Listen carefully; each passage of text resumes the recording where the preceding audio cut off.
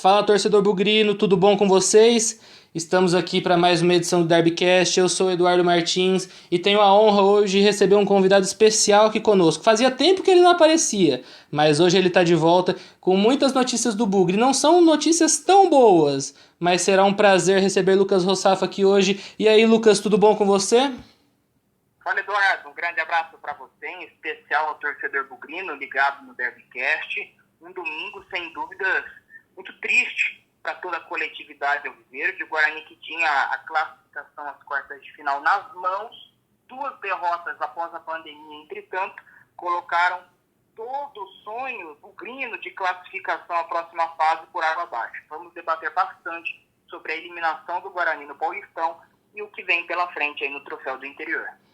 Concordo com você, Lucas. Acho que não só um domingo, né? Uma semana muito triste para a torcida do Guarani. Começou na última quinta-feira com uma derrota totalmente inesperada para o fraquíssimo time do Botafogo de Ribeirão Preto e o Bugre acabou sendo derrotado por 2-0 no estádio 1º de Maio em São Bernardo.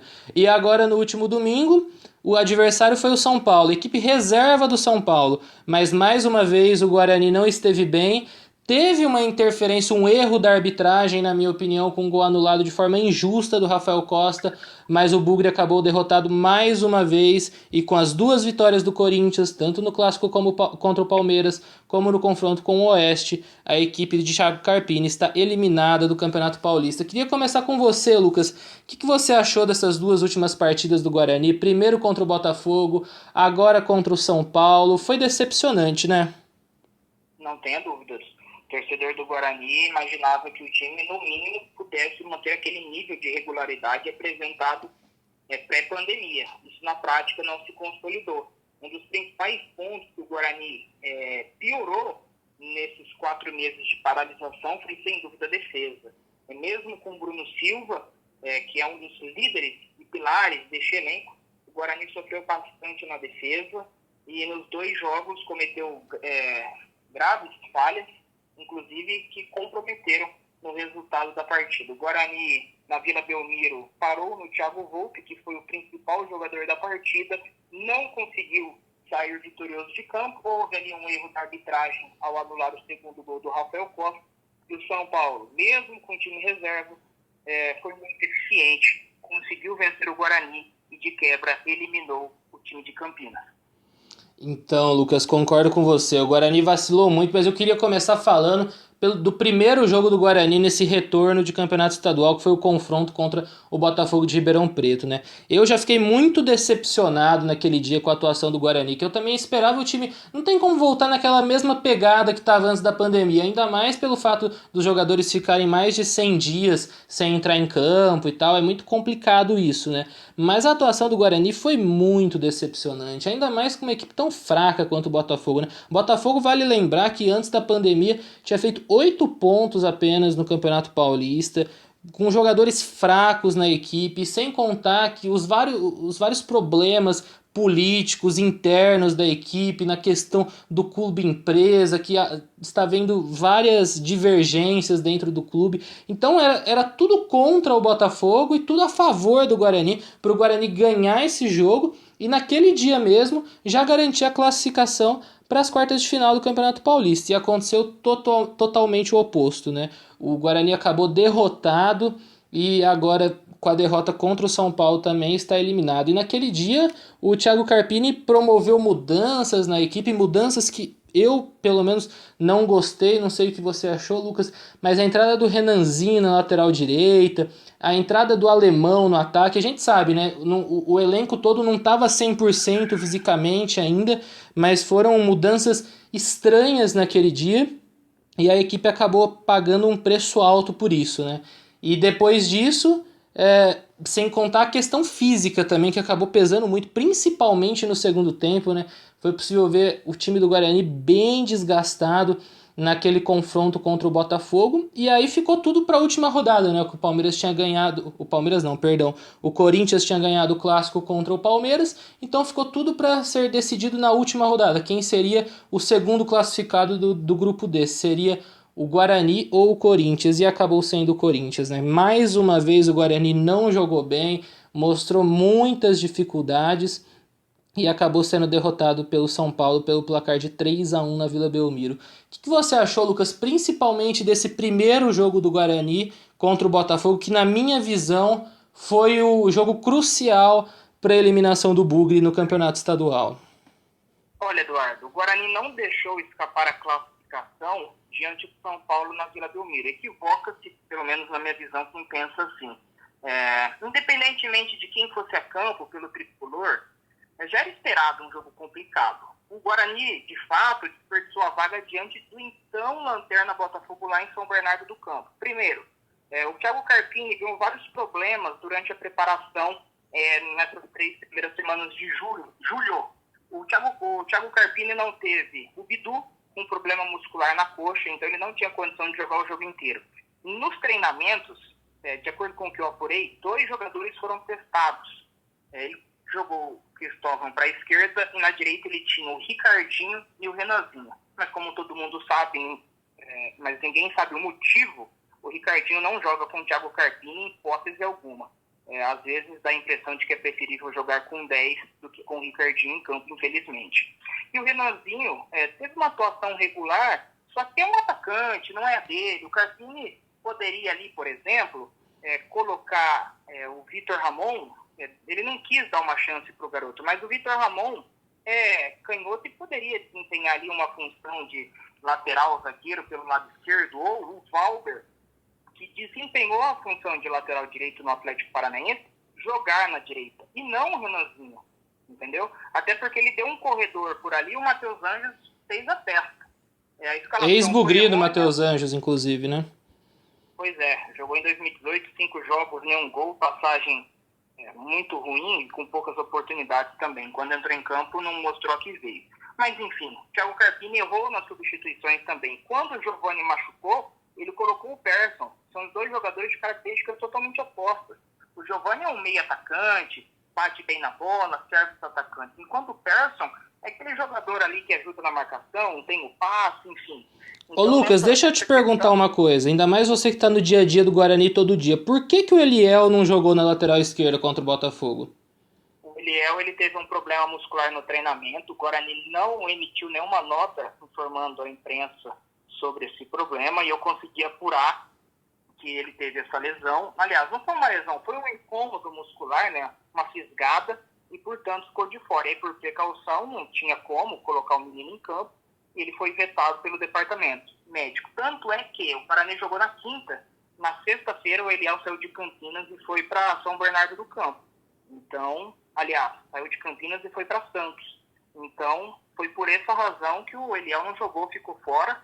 E, claro, fez falta, porque se ele tivesse condições plenas de jogar, com certeza ele seria o titular. Até porque ele é um jogador muito elogiado, tanto pelo Carpini quanto pelo Conselho de Administração. Então, não faria sentido elogiar, colocar tanta expectativa em cima do garoto e, quando necessário, deixá-lo no banco. Então, foi por essa razão.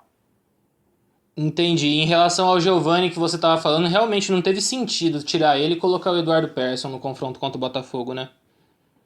Eu não concordei com essa substituição. O Guarani perdeu força ofensiva, ele trocou o Lucas Crispim de lado, que piorou, na verdade, a produção individual do Crispim e comprometeu o sistema ofensivo. Ele consertou com a entrada do Júnior Tordinho, mas não deu. O Guarani acabou sendo derrotado. E neste jogo contra o São Paulo, bato na tecla, substituições do Carpini, as 5 não surtiram efeito. Eu tenho comentado muito com alguns amigos que este elenco do Guarani ainda tem algumas deficiências. Por exemplo, ele acionou Wagninho, Elias Carioca e Bruno Sávio. São 3 jogadores que, pelo menos por enquanto, não têm a confiança e não têm aquele poder de decisão. Principalmente o Bruno Sávio, que antes da pandemia já jogava, é o jogador que mais sai do banco de reservas com o Thiago Carpini em 2020, não consegue resolver. Tudo bem, começo de temporada, aliás, começo de uma nova temporada dentro de um mesmo calendário, então é preciso ter um pouco de paciência. Só que o Wagninho entrou nos 2 jogos, não foi bem, o Elias Carioca contra o São Paulo também não conseguiu resolver, e o Bruno Sávio pouco apareceu diante do São Paulo. Então, Lucas, eu queria também falar mais um pouquinho desse confronto contra o São Paulo, que assim, no primeiro momento, quando eu vi a escalação do Guarani, do time titular, me agradou. Na minha visão, o Carpini entrou em campo com o que tinha de melhor à disposição naquele momento. Mas as substituições eu concordo com você, realmente não surtiram efeito e eu fiquei decepcionado com a atuação de alguns jogadores, né? Primeiro o Bruno Silva, que eu achei que ele falhou no primeiro gol do São Paulo, realmente não teve uma tarde inspirada na Vila Belmiro. E outro jogador, que é um jogador que me agrada muito, que eu vejo um enorme potencial dele, mas também que eu acho que ele teve uma tarde desastrosa, foi o Bidu, né? Teve muita dificuldade na marcação do Elinho, que é um jogador que não consegue se firmar no São Paulo, mas teve uma grande atuação justamente nesse jogo contra o Guarani, inclusive no segundo gol do São Paulo, que foi um gol do Elinho, o Bidu foi tirar a bola e, ao invés de tirar, praticamente deu uma assistência, entregou a bola no pé do Elinho, que acabou fazendo o segundo gol do São Paulo. E outras questões desse jogo também que não me agradaram muito foi a atuação de dois jogadores que eu considero fundamentais na equipe do Guarani que não foram bem. O Arthur Rezende e o Lucas Crispim, dois jogadores que eu também tenho muita expectativa neles. O Arthur Rezende fez uma boa Série B ano passado, foi muito importante naquele período de recuperação do Guarani, né, para fugir da zona de rebaixamento. O Crispim também. Aí o Arthur Rezende saiu, voltou agora, né, para essa sequência de Campeonato Paulista e Série B do Campeonato Brasileiro. Mas até agora ele não justificou. Não foi bem contra o Botafogo, não foi bem contra o São Paulo, sabe? Então eu fiquei bem decepcionado com a atuação dele também. O Crispim eu também achei que oscilou muito. Acho que ele foi um pouquinho melhor que o Arthur Rezende nesse confronto com o São Paulo, mas longe ainda das grandes atuações dele com a camisa do Guarani. E no ataque eu vi um Júnior Todinho que se esforçou muito. Ele tentou bastante nesse jogo com o São Paulo. Não teve muita felicidade no momento de decidir os lances e tal, mas eu achei que ele tentou muito, então acho que não merece tantas críticas. E aí agora eu vou falar do jogador dos dois jogadores, que na minha opinião foram os melhores do Guarani nessa derrota contra o São Paulo, que foi o Rafael Costa e o goleiro Jefferson Paulino. O Rafael Costa se movimentou bem na frente, foi ele que fez o gol de honra do Guarani no confronto com o Tricolor. Então acho que é um destaque positivo que fica desse momento ruim. É difícil encontrar um destaque positivo, mas eu acho que o Rafael Costa é um destaque positivo. E no gol, o Jefferson Paulino fez boas defesas nesse jogo contra o São Paulo. Se não fosse ele, talvez o placar teria sido ainda mais elástico para a equipe do Morumbi. Então eu achei que ele teve uma boa atuação. Então acho que assim, esses dois nomes são nomes que se destacaram mesmo nesse momento ruim. Mas a coletividade realmente foi decepcionante esse retorno do Guarani no Campeonato Paulista. A comissão técnica eu achei que realmente foi mal. E ainda para piorar a situação, a Ponte Preta não foi rebaixada e se classificou, né, para piorar ainda mais a vida do torcedor bugrino. Pois é, o Jefferson Paulino, no jogo contra o São Paulo, ele teve defesas importantes e evitou, na verdade, um placar mais elástico do time comandado pelo técnico Fernando Diniz. Curiosamente, os gols do São Paulo, dois deles nasceram de rebotes dele. Um no chute do Hernanes, que o Everton completou de cabeça, e no outro, depois de uma bola mal afastada pelo Bidu, o Elinho colocou a pelota no fundo da rede. Em relação ao Lucas Crispim e o Arthur Rezende, eu intitulo-os como dois protagonistas do meio-campo do técnico Thiago Carpini, porque eles já mostraram que conseguem decidir jogos. Foi assim, por exemplo, na última Série B. E juntos cresceram de produção na última temporada.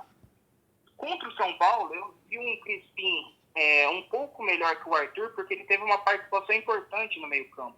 É lógico que ele pode e deve render mais, só que ele conseguiu assustar o Paulino com algumas finalizações e tal, mas caiu de rendimento, na verdade, é claro, por conta do ritmo físico, e claro, foi substituído no segundo tempo. O Arthur cansou muito fácil, ele jogou os 90 minutos contra o Botafogo e não conseguiu desempenhar o mesmo futebol, que na quinta-feira também já não foi grande coisa.